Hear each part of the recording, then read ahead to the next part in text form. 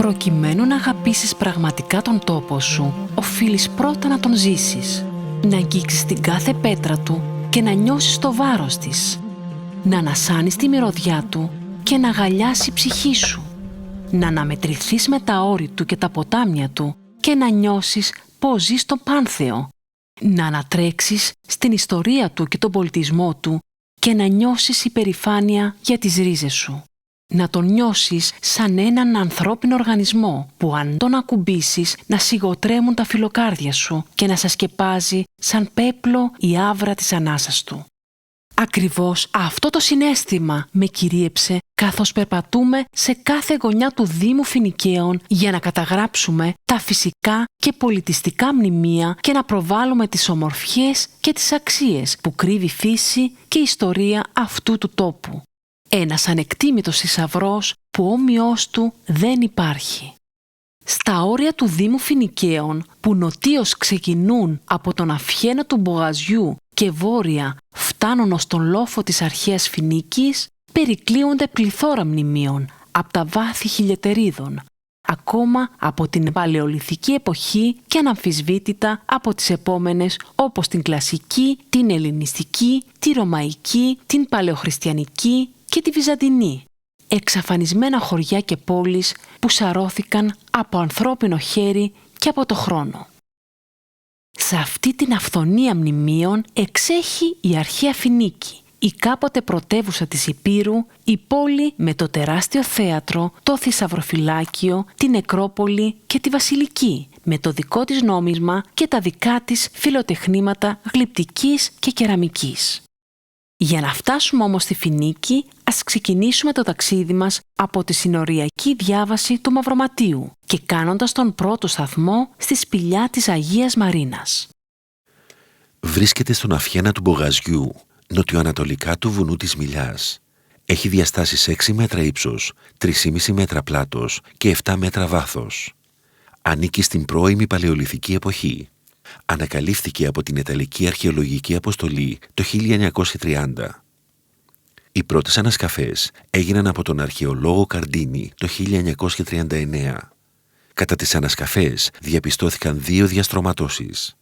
Η πρώτη, στην οποία βρέθηκαν κομμάτια κεραμικής, ανήκει σε νεότερους χρόνους, ενώ η δεύτερη ανήκει στην παλαιολιθική εποχή, γιατί βρέθηκαν από ξεστικά πυρόλιθου, το ένα με τραχιά αιχμή και το άλλο με πιο λεπτή. Στην αριστερή πλευρά του βράχου υπάρχουν εικόνες Αγίου, αλλά είναι κατεστραμμένες με σκληρό αντικείμενο. Οι χριστιανοί Ορθόδοξοι της περιοχής τιμούν το όνομα της Αγίας Μαρίνας.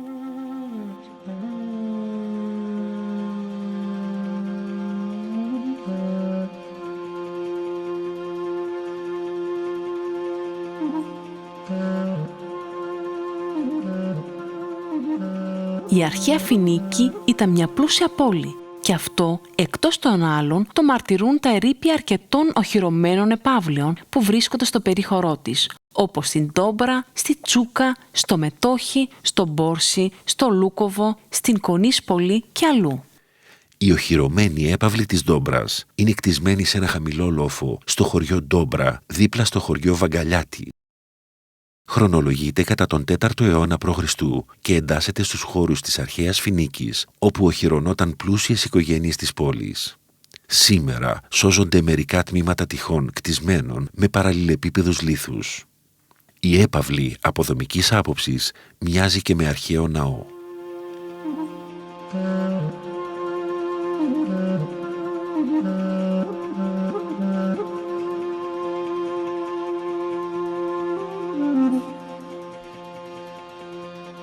Στο διπορικό μας, ασφαλώς και δεν μπορούμε να ακολουθήσουμε τη χρονολογική συνέχεια των μνημείων, αλλά καθώς βαδίζουμε προς τη λιβαδιά, δεν μπορεί να μην ανηφορήσουμε προς το Σοπίκι, όπου βρίσκεται η όμορφη εκκλησία του Αγίου Αθανασίου.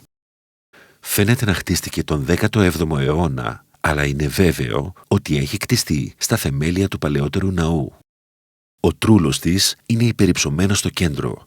Η σκεπή του Κυρίου Ναού είναι κτισμένη με πέτρινους στόλους, ενώ εκείνη του Νάρθηκα με ξύλινο υλικό. Στο εσωτερικό του ναού σήμερα δεν φαίνονται τοιχογραφίες επειδή έχουν καλυφθεί με ασβέστη κατά τη διάρκεια της καταστροφικής εκστρατείας κατά των θρησκειών του απολυταρχικού καθεστώτος στην Αλβανία. Στη Λιβαδιά στρίβουμε δεξιά για να ερευνήσουμε την κοιλάδα της Πόβλας που είναι γεμάτη μνημεία και ιστορία. Λίγα χιλιόμετρα από τη Γράβα βρίσκεται το χωριό Κεσαράτη. Το Κεσαράτη, που σήμερα φαίνεται ένα μικρό χωριό, στην αρχαιότητα ήταν κεφαλοχώρη και ξακουστό στην ιστορία ως μέρος όπου ο Ιούλιος Καίσαρας, ο Ρωμαίος αυτοκράτορας, είχε εγκαταστήσει εκεί υπόγειες αποθήκες τροφίμων. Μέσα στο ειδικό πέτρωμα ασβεστόλιθου του βουνού, σε έκταση περίπου 1 χιλιόμετρο, σκάφτηκαν πιθάρια διαστάσεων 2x2x2 μέτρα και 3x3x3 μέτρα, τα οποία από πάνω είναι καλυμμένα με τεράστιες πέτρες. Στη διάρκεια του μακροχρόνιου πολέμου με τον Πομπίιο, ο Καίσαρας διέταξε να εφοδιαστεί ο στρατός του από τις αποθήκες αυτές με σιτηρά.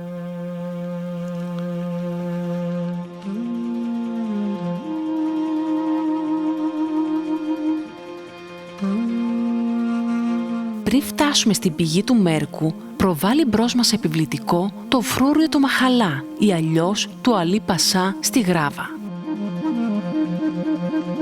Βρίσκεται στην κοιλάδα της Πόβλας και είναι κτισμένο απάνω σε ένα λοφίσκο, ακριβώς στο μεσοχώρι του εξαφανισμένου χωριού Μαχαλάς, που γειτόνευε με τη Γράβα και το Κεσαράτη. Κατασκευάστηκε από τον Αλή Πασά το έτος 1797, τότε που από το Βουθρωτό αποχωρούσαν οι Βενετοί και αναλάμβαναν οι Γάλλοι. Διέθετε 4 τετράγωνους πύργους στις 4 γωνίες του και άλλους 2 στην είσοδο. Είναι διόροφη ύψους 7 μέτρα. Εντός του φρουρίου υπήρξε οικοδόμημα το οποίο έχει καταρρεύσει.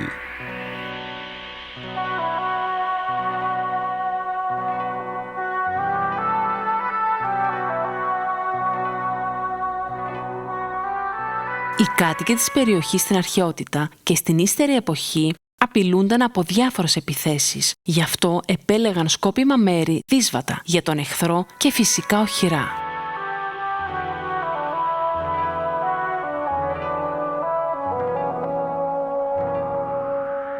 Σε 4 δεσπόζουσα σημεία της περιοχής κτίστηκαν η Ρήπεση στην Πόβλα, η Βράνια, ο Αγίος Ιωάννης στο Καρόκι και ο Αηλιάς στη Μάλτσιανη. Εικάζεται ότι σε αυτή την περιοχή βρίσκεται και η Μεανδρία. Από τη βόρεια πλευρά του Καροκιού, ακριβώς απάνω από τη χαράδρα της Κλεισούρας, βρίσκεται το φρούριο του Παλαιομονάστηρου. Η μια πλευρά του φρουρίου είναι η κόχη της χαράδρας της Κλεισούρας. Οι 2 άλλες πλευρές είναι οχυρωμένες με τείχη. Το κάστρο αυτό χτίστηκε τον 4ο αιώνα π.Χ. και χρησιμεύε ως οχυρό για τον έλεγχο της διάβασης της Κλεισούρας. Ενώ το φρούριο της Ρήπεσης είναι κτισμένο σε συνάρτηση με το φυσικό περιβάλλον. Στο χώρο του φρουρίου, οι αρχαιολόγοι βρήκαν διάφορα εργαλεία δουλειάς σιδήρου και ορύχαλκου, αγκία κεραμικής καθημερινής χρήσης και κοσμήματα. Στα μέρη αυτά διαδραματίστηκαν αρκετά ιστορικά γεγονότα και ένα από αυτά καταγράφηκε σε λαϊκούς στίχους, όπως το τραγούδι «Στη Βράνια και στη Ρήπεση, κούκος να μη λαλήσει, που σκότωσαν τον Ήουλο, το γιο της Μονοβίζας».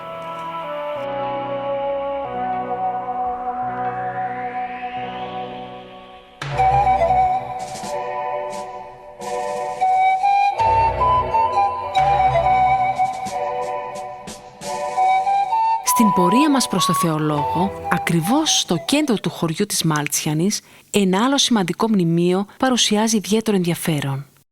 Είναι η εκκλησία της Παναγιάς της Μάλτσιανης. Ναός μεταβυζαντινής εποχής, με ιδιαίτερα δομικά χαρακτηριστικά. Από πάνω μοιάζει με σταυρό, ενώ από τα πλάγια μοιάζει με μικρογραφία της Αγίας Σοφίας της Κωνσταντινούπολης. Κτίστηκε τον 16ο αιώνα.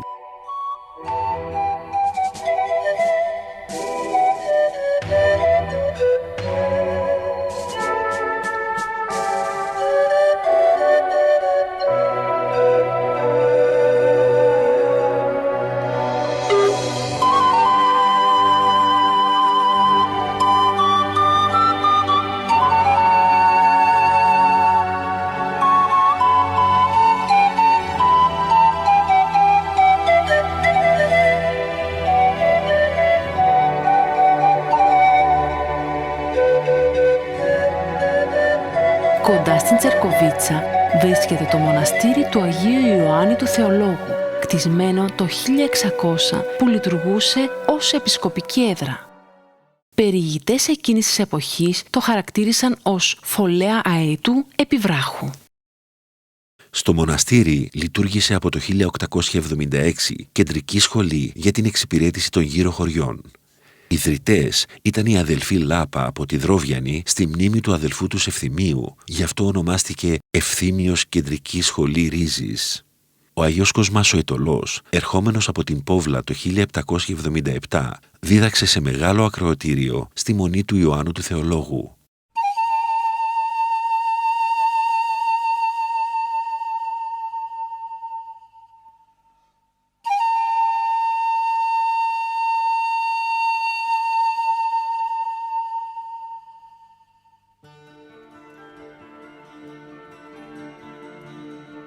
Και πιο πέρα μια πέτρινη γέφυρα, η γέφυρα της Τσερκοβίτσας.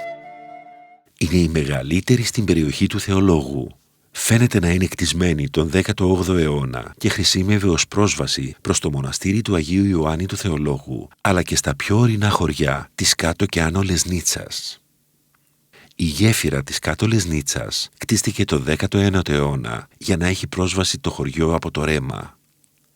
Έχει ένα τόξο φωτός 6 μέτρα, είναι μήκους 11 μέτρων, ύψους 4,5 μέτρα και φάρδους 2 μέτρα. Δίπλα στο μοναστήρι του Αγίου Γεωργίου της Άνω Λεσνίτσας είναι κτισμένη τον 17ο αιώνα μια άλλη πέτρινη γέφυρα, μικρότερη από τις άλλες. Έχει μήκος 6,5 μέτρα και πλάτος 19,5 μέτρα.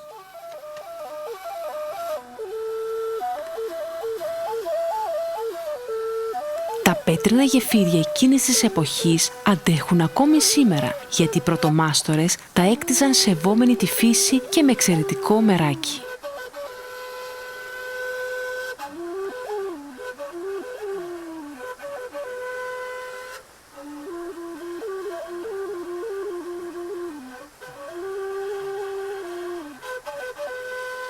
Κάποιος που επισκέπτεται για πρώτη φορά τον Ιερό Ναό του Αγίου Αθανασίου της Κάτω Λεσνίτσας νιώθει μέσα του ένα ιδιαίτερο δέος, καθώς όλο το οικοδόμημα και το εσωτερικό του, έτσι όπως είναι κατελελειμμένο, σε παραπέμπει σε χρόνια γεμάτα ανθρώπινες φωνές, βυζαντινούς σκοπούς και λιβάνια.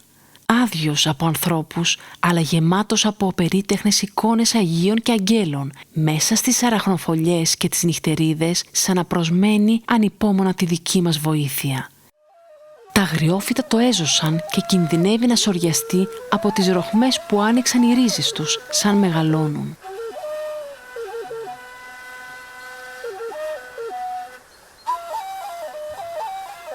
Ο Άγιος Αθανάσιος βρίσκεται στην Κάτω Λεσνίτσα και μια επιγραφή που βρίσκεται στην είσοδο του μοναστηριού αναγράφει το έτος 1797.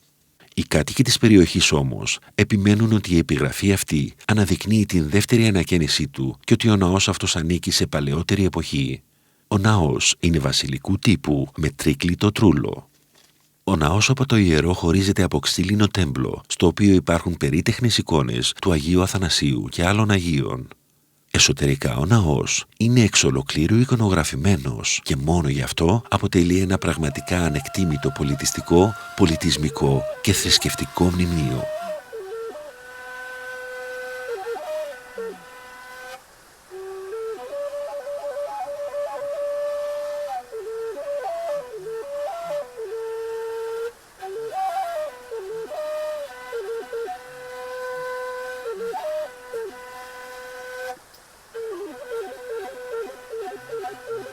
Η εκκλησία της Ιεράς Μονής του Αγίου Γεωργίου κτίστηκε στην είσοδο της Άνω Λεσνίτσας, σε ένα χαμηλό πρανές.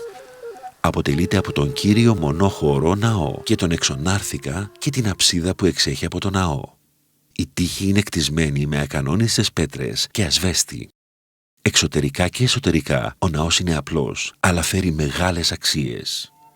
Οι αγιογραφίες, οι οποίες φιλοτεχνήθηκαν από το δεροπολίτη αγιογράφο Ηλία Λογκοβίτη το 1525, είναι από τις παλαιότερες στο χώρο της Υπήρου.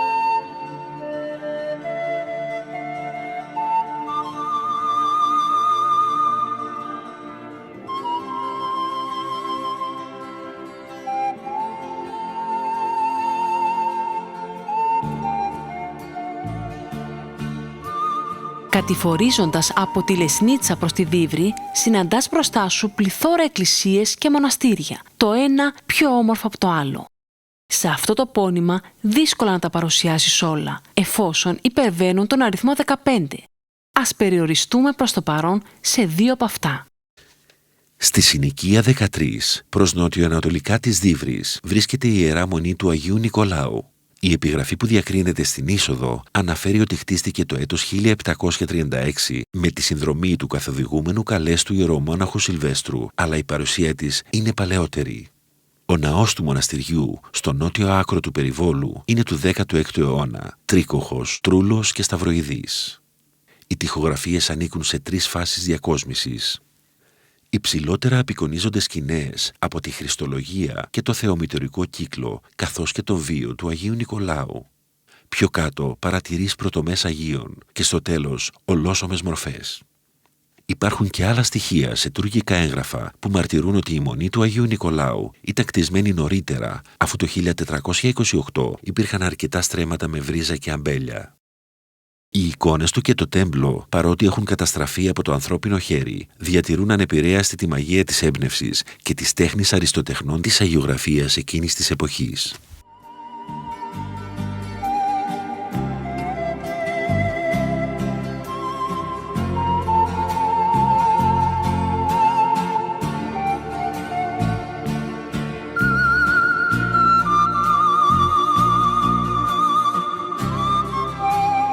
Η Δίβρη έχει πληθώρα ιερών ναών και αυτό επειδή το χωριό εκτείνεται μακρά στους πρόποδες του Διβροβουνίου, αλλά και επειδή δίπλα στη Δίβρη υπήρχαν παλαιότερα αρκετά χωριά που εξαφανίστηκαν ανά τους αιώνες. Γατζωμένη απάνω στο Διβροβούνι βρίσκεται η μονή του Αγίου Γεωργίου, η οποία κτίστηκε και εικονογραφήθηκε για πρώτη φορά τον 9ο αιώνα. Οι εικόνες της κοιμήσης της Θεοτόκου, του Αγίου Νικόλα και του Αϊγιώργη φιλοτεχνήθηκαν τον 15ο αιώνα, το 1600 η κάθοδος του Άδη και το 1680 η εικόνα του Παντοκράτορα Χριστού. Αποτελείται από το ναό, τον νάρθηκα και το υπόστεγο.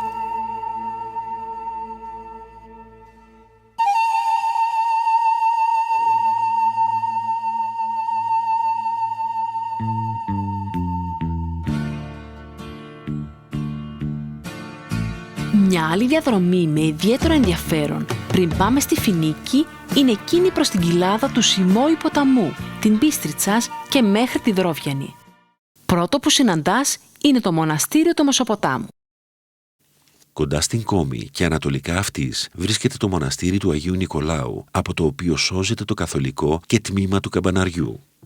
Κατά το Μιστακίδη κτίστηκε το 306 μετά Χριστόν από το Μεγάλο Κωνσταντίνο και ξανακτίστηκε το 1043 από τον Κωνσταντίνο το Μονομάχο. Διακρίνεται για την αρχιτεκτονική πρωτοτυπία του.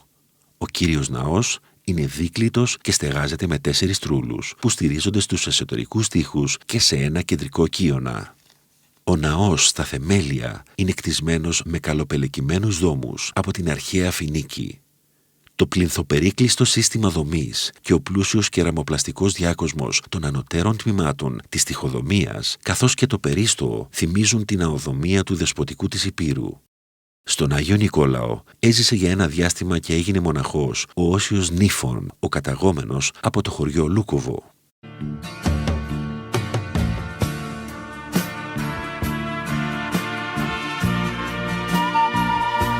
Και πιο πάνω, λαξευμένη μέσα στο βράχο του βουνού, βρίσκεται η Ιερά Μονή της Παναγίας του Κοσταριού. Τη βρίσκει κανείς ανατολικά της αρχαίας πόλης της Φινίκης, κτισμένη μέσα σε ένα σπήλαιο του βουνού του Κοσταριού. Αγιογραφήθηκε για πρώτη φορά το 1332 στη βορειοδυτική Στοά και αργότερα κατά τα έτη 1690 έως 1770 ενώθηκε με τον υπόλοιπο χώρο. Είναι αφιερωμένη στην κοίμηση της Θεοτόκου, γιορτάζει στις 15 Αυγούστου και αποτελεί ένα μεγάλο προσκύνημα της περιοχής μέχρι και τη Χιμάρα. Ο ναός του διατηρεί μεγάλες ιστορικές αξίες, εφόσον σε αυτού την κρύπτη λειτουργούσε επί τουρκοκρατίας κρυφό σχολείο με τελευταίο δάσκαλο τον Πήλιο Παπά.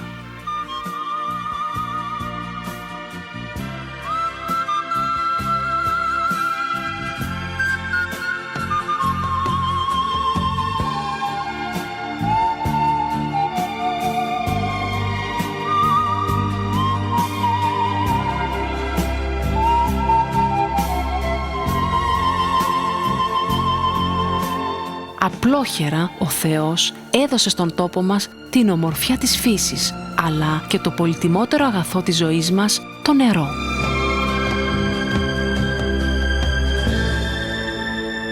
Περίπου 14 χιλιόμετρα από την αρχαία πόλη της Φινίκης βρίσκεται το Γαλάζιο Μάτι, ένα πολύ όμορφο και γραφικό τοπίο βυθισμένο μέσα στο πράσινο και το μπλε. Είναι μία από τις 18 πηγές, φυσικές πηγές του Σιμόης ποταμού που μοιάζει με ένα τεράστιο μάτι με γαλανό χρώμα. Υπολογίζεται ότι έχει βάθος πάνω από 70 μέτρα και απ' εκεί αναβλύζουν 16 κυβικά πόσιμου νερού το δευτερόλεπτο. Το Γαλάζιο Μάτι είναι σήμερα ένας θαυμάσιος τουριστικός προορισμός που προσελκύει μεγάλο αριθμό επισκεπτών από όλο τον κόσμο που επιλέγουν να επισκεφτούν τους Αγίους 40 ή το Βουθρωτό. Για τις πηγές και τον Σιμόη ποταμό υπάρχει ένας μύθος που λέει ότι απάνω στο πλατιβούνι, στον Αηλιά, υπήρχε ένας δράκος που δεν άφηνε τους χωρικούς να πάρουν νερό στο πηγάδι χωρίς αντάλλαγμα. Και το αντάλλαγμα ήταν ανθρώπινη θυσία. Ένας σοφός γέροντας φόρτωσε το γάιδαρό του με ίσκνα, άναψε ένα από αυτά και το πήγε στο πηγάδι. Όταν έφτασε ο δράκος και το βρήκε μόνο του, το κατάπιε. Τα ίσκνα όμως άναψαν και στην κοιλιά του δράκου και καιγόταν κι εκείνος. Φώναζε και ούρλιαζε για νερό και καλούσε για βοήθεια τη μάνα θάλασσα και τον αδελφό Σιμόε. Πλησίασε η μάνα θάλασσα, αλλά δεν μπορούσε να ανέβει ως εκεί ψηλά. Βγήκε και ο ποταμός από τα έγκατα του βουνού, αλλά κι αυτός δεν πρόλαβε.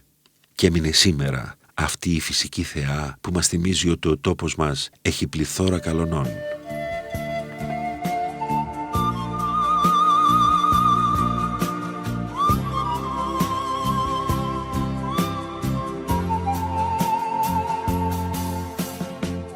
Καθώς ανηφορίζουμε από το Γαλάζιο Μάτι προς τη Δρόβιανη, αυθόρμητα μουρμούριζα κάποιους γνωστούς στίχους. Ένα χωριό είναι η Δρόβιανη και σκέφτομαι, πραγματικά μοναδικό χωριό στα γράμματα, στη μόρφωση και στην παράδοση. Κτισμένη σε μια δασωμένη κοιλάδα που χωρίζεται στη μέση από τον Άη Δημήτριο, αφιέρωσε στην ιστορία του τόπου πνεύμα και έργο. Στην άνυδρη Δρόβιανη τον 19ο αιώνα κτίστηκαν αρκετά πηγάδια για να εξασφαλίσουν οι κάτοικοι πόσιμο νερό. Ξενιτεμένοι και ντόπιοι Δροβιανίτες επένδυαν υπολογίσιμα ποσά χρημάτων και οι οικογένειες προσέφεραν από ένα καλάθι με αυγά για να φτιάξουν οι μάστορες αδιάβροχη επένδυση στα πηγάδια.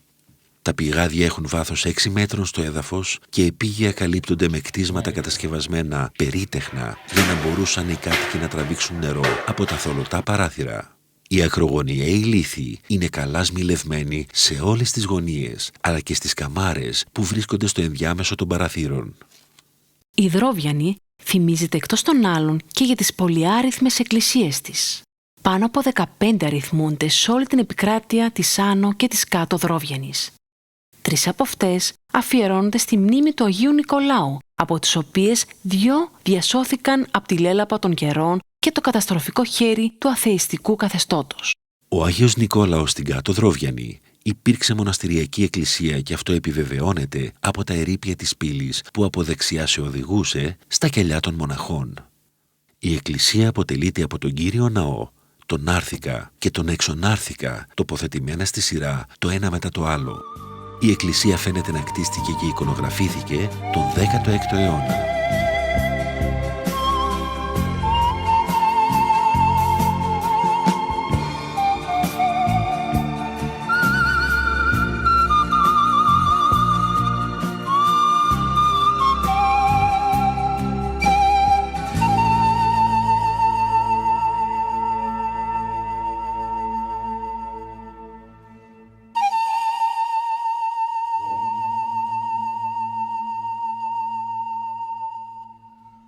Η πόλη των 40 Αγίων, που στην αρχαιότητα ονομαζόταν Οχισμός, ήταν επίνειο της πόλης της Φινίκης. Μόλις 7 χιλιόμετρα μακριά από το λόφο της πρωτεύουσας βρίσκεται το μοναστήρι των Αγίων 40. Από εκεί βλέπεις καθαρά τα 2 σημεία του ορίζοντα, την Ανατολή όπου βρίσκεται η Φινίκη και τη Δύση όπου βρίσκεται ο Παντοκράτορας της Κέρκυρας και το Ιόνιο πέλαγος στα νυχτά. Η ιεράμονη των Αγίων 40 κατά το Ζώτο Μολοσσό κτίστηκε επιτέμενος ειδωλολατρικού, ενώ κατά τον Ευαγγελίδη αποτελεί κτίσμα των πρώτων Βυζαντινών χρόνων. Είχε 40 παρεκκλήσια στη μνήμη των 40 μαρτύρων. Κατασκευάστηκε τον 6ο αιώνα μετά Χριστόν. Υπάρχουν όμως στοιχεία που ισχυρίζονται ότι κτίστηκε τον 4ο αιώνα. Αφιερώνεται στη λατρεία των 40 Αγίων, οι οποίοι μαρτύρησαν επί βασιλείας του Λυκινίου. Είναι κτισμένο σε μορφή βασιλικής και έχει 2 ορόφους με διαστάσεις 40 επί 24 μέτρα. Ο ένας όροφος είναι κτισμένος με υπόγειες στοές, δωμάτια που απαριθμούνται στα 40, ενώ ο δεύτερος όροφος είναι επίγειος και από εκεί μπορεί να αγναντεύει ολόκληρο το Ιόνιο πέλαγος, τον κάμπο του Βούρκου και τα τριγύρω βουνά της περιοχής. Το 1944 βομβαρδίστηκε από τις Βρετανικές δυνάμεις.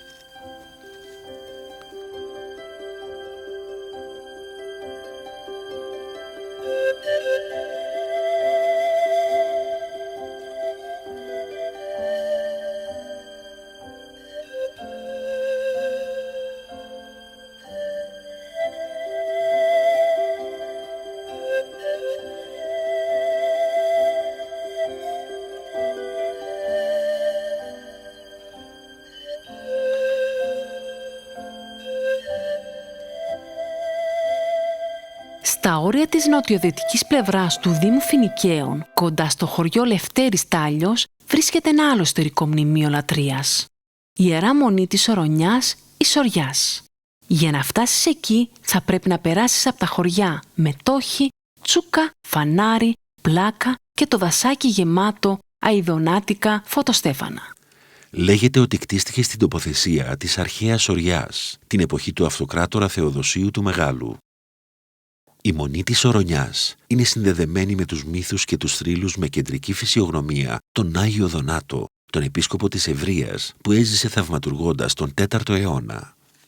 Ο βυζαντινός αυτός ναός της Μονής είχε στολισμένο τρούλο και άλλα κομψοτεχνήματα της βυζαντινής τέχνης. Στις αρχές του 19ου αιώνα ήκμαζε, διασώθηκε μέχρι το 1900 στην πρωταρχική μορφή του και τότε ανακαινίστηκε εξ ολοκλήρου. Από τη μονή αυτή ο αρμοστής της Κέρκυρας Μάιτλαντ ξέκοψε από αρχαίο μνημείο 2 ογκώδεις πλάκες από αρχαίες επιγραφές, τις οποίες μετέφερε στο Λονδίνο και σήμερα είναι άγνωστο το περιεχόμενό τους. Είχε εξακουστεί η μοναστηριακή σχολή.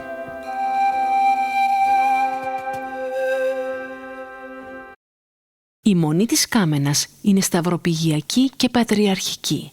Βρίσκεται ανατολικά του Δελβίνου και σε απόσταση 2 χιλιόμετρων ανατολικά του χωριού Κακοδίκη, τιμόμενη ονόματι της κοιμήσεως της Υπεραγίας Θεοτόκου. Θεμελιώθηκε το 530 στα χαλάσματα ενός παρεκκλησίου, όταν ο επίσκοπος Φινίκης Ευστάθιος έφυγε από τη Φινίκη και από το Μεσοπόταμο στο Δέλβινο και τη μετέτρεψε σε ειδικό κέντρο για όλη την επισκοπή. Εκεί βρίσκονται και αρκετά ανάγλυφα και τμήματα κοιώνων από την αρχαία Φινίκη, τα οποία μετήκησαν μαζί με τους εκδιοχθέντες κάτοικους της Φινίκης. Στον κώδικα της Μονής, ο οποίος συντάχθηκε το 1851, αναφέρεται ότι έχει κτιστεί το 1032 επί αυτοκράτορα Ρωμανού. Ο ίδιος ο αυτοκράτορας ενδιαφέρθηκε για την ολική μορφή που ξεκίνησε από το έτος 625. Στην περίοδο από το έτος 1275 μέχρι το 1627 υπήρξε το μεγαλύτερο εκκλησιαστικό κέντρο της περιοχής. Στην πλούσια βιβλιοθήκη της Μονής στέγαζόταν χρυσόβουλα, εντολές και διατάγματα αυτοκρατόρων, χειρόγραφα για την ιστορία της περιοχής. Το 1662 αγιογραφήθηκε από τον Μιχαήλ από τη Ζέρμα της Κόνιτσας.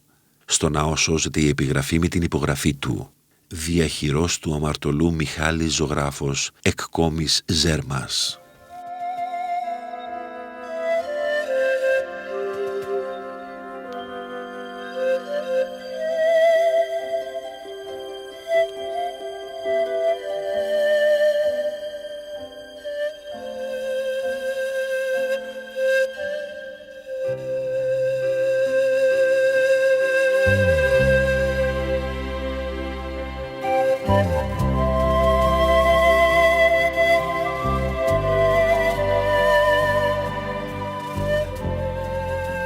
Απίστευτο κι όμως αληθινό. Στα πόδια μας, εδώ στην πρωτεύουσα του σημερινού Δήμου Φινικαίων, κοίταται ένας γίγαντας της αρχαίας παράδοσης και πολιτισμού του τόπου μας, η αρχαία Φινίκη που δεν έχει αξιοποιηθεί μέχρι στιγμής. Θεμελιωμένη πριν από τον 5ο αιώνα π.Χ.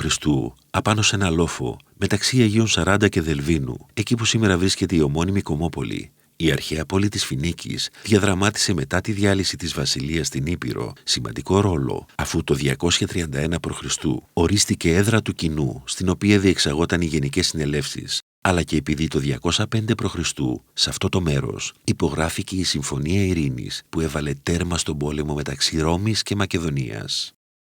Ο τεράστιος χώρος του θεάτρου, των περίπου 17.000 θέσεων που βρίσκεται στη μέση του λόφου με άνοιγμα προς το μοναστήρι των Αγίων 40, λειτουργούσε τότε ως χώρος συνελεύσεων του κοινού των υπηρετών, των περιφινίκην, στις οποίες λαμβάνονταν δημοκρατικά οι αποφάσεις για την ειρήνη ή τον πόλεμο ή η εκδίκαση υποθέσεων.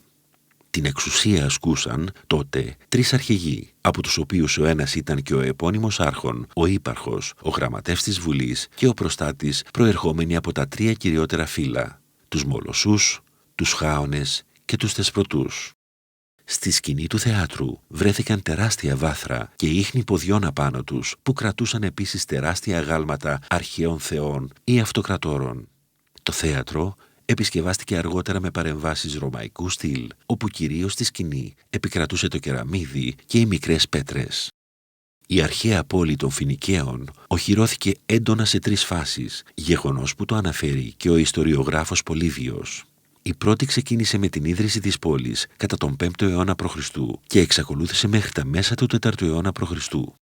Η δεύτερη αρχίζει κατά τα μέσα του 4ου αιώνα π.Χ., όπου αποκορυφώνεται και η ανάπτυξη ολόκληρης της πόλης, και η τρίτη ταυτίζεται με την περίοδο της έντονης ανάπτυξης της πόλης και την κοπή για πρώτη φορά του ντόπιου νομίσματος με την υπογραφή Φινικαίων κατά τον 3ο αιώνα π.Χ.